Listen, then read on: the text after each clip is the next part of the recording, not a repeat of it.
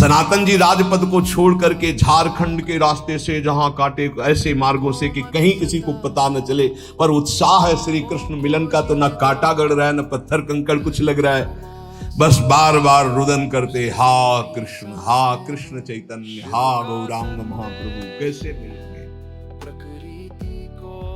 अब वो जो ईशान नाम का सेवक था वो तो बहुत ही घायल हो चुका था, कांटे कंकड़ पत्थर। पहाड़ के उस पार एक डाकुओं का सरदार रहता था, उसके पास ज्योतिषी था। वो ज्योतिषी गणित करके बताता था कि अब इस समय जो पथिकारा उसके पास इतना धन है, लूट लिया जाए, और वो लूट के मार देता था। स्वामी भक्त ईशान ने बिना सनातन जी को बताए 8 मोहरे स्वर्ण की फटी उदड़ी में छुपा रखा था। ज्योतिषी ने बता दिया कि ये जो अब आ रहे हैं इनके पास 8 स्वर्ण मुद्राएं हैं, वो मार डालता था। तुम मोहरों का नाम सुनते ही सरदार तैयार हो गया अस्त्र शस्त्र लेकर के। अब सनातन जी जब उधर आए, सरदार नजदीक गया, देखा सनातन जी के रौब को देखकर, क्योंकि राजमंत्री थे, उसने कहा आपको रास्ता नहीं मालूम होगा, मैं आपको पल्ली पार पहुंचा दूं पहाड़ के, तुमका देख लीजिए। सनातन जी बहुत ही प्रवीण थे, तो उन्होंने उसकी तरफ दृष्टि मिलाई और कहा अच्छा ये विनम्र क्यों हो रहा है, मुझे समझ में आ गया। ईशान से कहा क्यों, तुम्हारे पास कुछ है क्या? तो उन्होंने कहा कि हाँ साहब, ये कुछ स्वर्ण मुद्राएं चुरा लाया था अपने घर से, आपको इसलिए नहीं बताया कि आपके खर्चा में आएगी। तो उन्होंने कहा ये इसीलिए स्वर्ण मुद्राएं दी, ये नहीं। अपनी भागवतिक दृष्टि से देखते हुए सनातन जी ने कहा आपको यही चाहिए था ना, आप ये लीजिए और जाइए। उसने कहा अभी 7 मुद्राएं दी, एक और छुपाए हैं। तो कहिए क्यों छुपा लिया? ईशान से कहा, बोले आप कई दिन से भूखे हैं, कुछ खरीद कर आपको पवा देंगे ना। नहीं, इसको दो। और सरदार ने जब तो उन्होंने कहा तुम्हें पता है मैं कौन हूं? राजमंत्री, पूरे तुम्हारे समुदाय को नष्ट करवा दूंगा अगर अभी आदेश किया तो। नहीं साहब आप जा सकते हैं, भगवान का बल काम करता है। सरदार ने 4 आदमी साथ दे दिए कि ये इनके पीछे पीछे जाओ और जंगल से बाहर जो रास्ता है वहां तक पहुंचा के आओ। वहां से जंगल का रास्ता तो देखो, जो मारने वाले थे वही पार करने वाले बने, पार करवा दिए। सनातन जी आगे रास्ते से उनको परिचय था, तो हाजीपुर रात्रि में अपने बहनोई श्रीकांत के घर गए।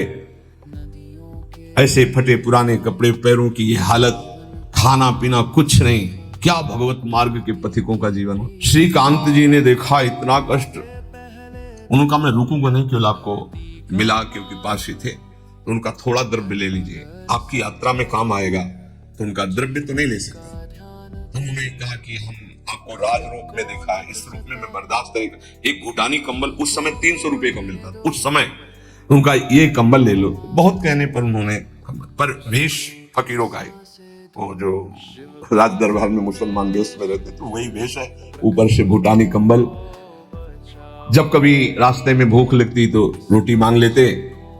और ये सुना कि महाप्रभु उस समय रूप जी को तो प्रयाग में मिले थे दर्शन करके, फिर काशी, तो इधर ये काशी भिक्षा करते हुए पहुंचे। जब पता चला कि काशी पहुंचे, वहां पता चला कि चंद्रशेखर नाम के एक महाभागवत के घर में है, तो उनका घर पूछ करके दरवाजे के बाहर बैठ गए। कितना आकर्षण होता है अपने प्रियजनों का। महाप्रभु अंदर ही बैठे, चंद्रशेखर जी से कहा कोई मेरा आत्मी मेरा चिंतन कर रहा है, मिलना चाहता है। देखो दरवाजे के बाहर कोई है क्या, कोई वैष्णव बैठा है क्या, जाओ उसे बुला लाओ। चंद्रशेखर जी गए, लौट के आए, बोले वैष्णव तो नहीं, एक मुसलमान फकीर बैठा हुआ है। प्रभु ने हंस के कहा वही हमारी आत्मा प्राण है, महावैष्णव है। उनका प्रभु नहीं हो तो मुसलमान फकीर है, ऐसे नहीं, जाओ। फिर गए तो देखा बिल्कुल वही, वहां कोई साधु नहीं है। प्रभु ने कहा तुम जिसे मुसलमान दरवेश समझते हो, महाभागवत सनातन जी है, जाओ उनको लेके आओ। गए और कहा सनातन, क्योंकि ये नाम महाप्रभु ने रखा, आपको महाप्रभु बुला रहे, चिल्ला के बोल, जे ही सामने देखा गौरांग वदन कमल नयन अजान बाहु, साष्टांग चरणों में लेटने को ये कि दौड़ के महाप्रभु ने उठा करके आलिंगन किया, हृदय से चिपकाए हैं सनातन जी को। ये देखकर चंद्रशेखर जी आश्चर्य में हुए, क्या स्वरूप है इनका और क्या महाप्रभु की कृपा है, जय हो भक्तवत्सल गौरांग देव। ऐसा बार बार सनातन जी का आलिंगन बार बार कर, ऐसे फिर बार बार हृदय से लगाते हैं और कह रहे चंद्रशेखर इनके दर्शन और स्पर्श से श्री कृष्ण की प्राप्ति हो जाएगी। ये ऐसे महावैष्णव है। महाप्रभु कह रहे, ये गुरु स्थापित करता है शिष्य में बल। क्या कह रहे, सनातन जी के दर्शन और स्पर्श मात्र से भगवत प्राप्ति हो जाएगी। ये ऐसे भाव वैष्णव है। सनातन जी झुक करके बहुत दबे हुए। महाप्रभु ने पूछा कारावास से कैसे निकले? कहा प्रभु आपके सब विधान ने कार्य बना दिया, बताया, और सिर नीचा किए बैठे रहे। प्रभु ये तो आप पूछ रहे हैं तो आपकी कृपा नहीं। महाप्रभु बार बार ऐसे भूटानी कंबल की तरफ देख रहे थे,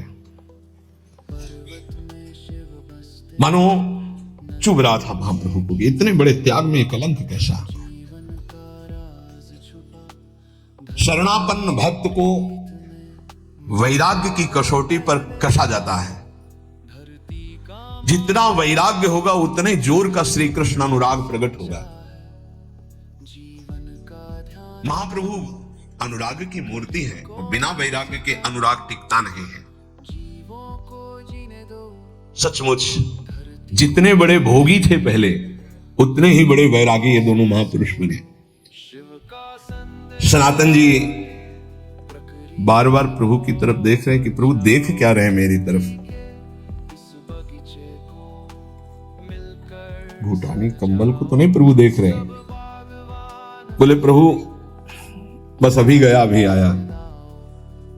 काशी के घाट में एक गुदड़ी धो रहे थे संत भगवान, उन प्रणाम किया और कहा एक काम करो कि ये गुदड़ी हमें दे दो जो धोने जा रहे हो।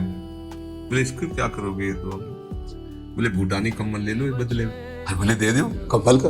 कंबल भूटानी दिया और गुदड़ी ओढ़ करके जब महाप्रभु के पास आए प्रणाम किया, तब महाप्रभु ने देखा फटी पुरानी गुदड़ी। तब महाप्रभु ने कहा यही सनातन, यही है।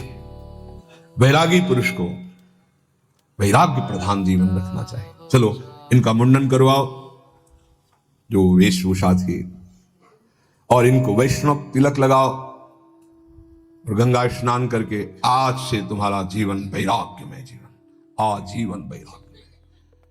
वृंदावन से रे मनोज श्री राधा वल्लभ।